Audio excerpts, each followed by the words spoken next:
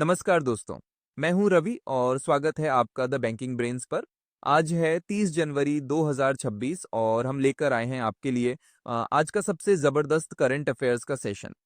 ये सेशन आपके हर एग्जाम, चाहे वह बैंकिंग हो, एसएससी हो या रेलवे, उसके लिए सीधा गेम चेंजर है।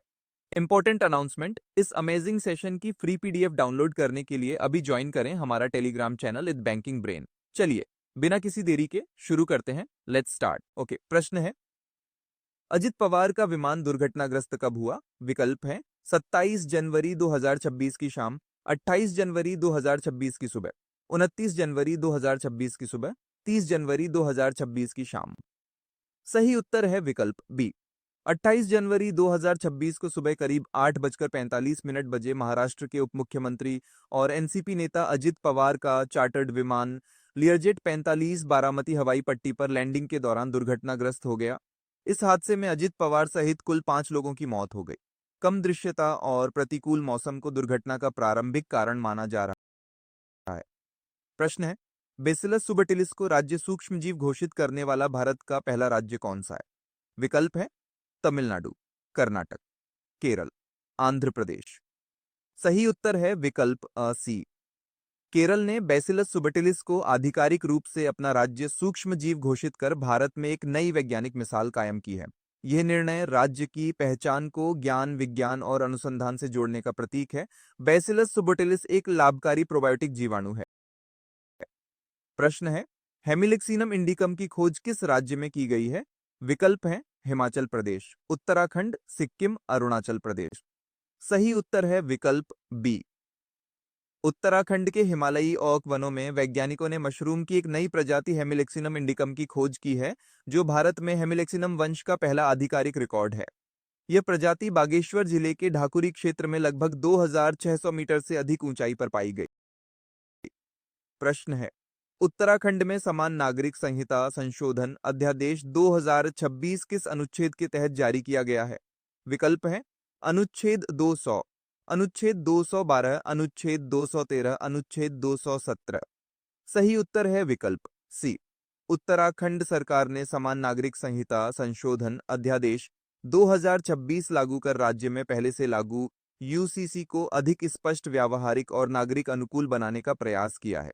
यह अध्यादेश संविधान के अनुच्छेद 213 के तहत जारी किया गया है और इसमें प्रक्रियात्मक, प्रशासनिक तथा दंडात्मक सुधार शामिल है। प्रश्न है, भारत ईयू समझौते के साथ किस महत्वपूर्ण आर्थिक समझौते को अंतिम रूप दिया गया? विकल्प है सीईपीए, आसान एफटीए, मुक्त व्यापार समझौता एफटीए, आरसीईपी। सही उत्तर है विकल्प सही। 27 जनवरी 2026 को भारत और यूरोपीय संघ ने पहला व्यापक सुरक्षा एवं रक्षा साझेदारी समझौता किया और लंबे समय से लंबित मुक्त व्यापार समझौते को अंतिम रूप दिया।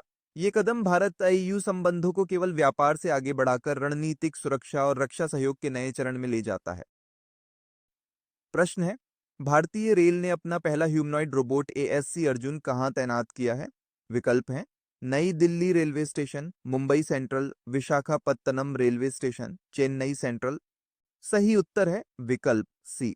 27 जनवरी 2026 को भारतीय रेल ने विशाखापत्तनम रेलवे स्टेशन पर अपना पहला ह्यूमनॉइड रोबोट एएससी अर्जुन तैनात किया। ये पहल स्मार्ट स्टेशन, यात्री सुरक्षा और एआई आधारित प्रबंधन की दिशा में एक महत्वपूर्ण कदम है।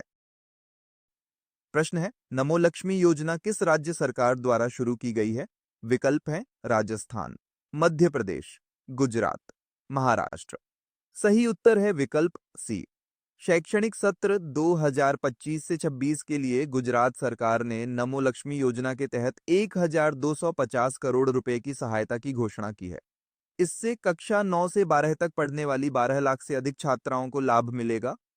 यह योजना बालिकाओं की शिक्षा को आर्थिक कारणों से बाधित होने से रोकने के उद्देश्य से शुरू की गई है।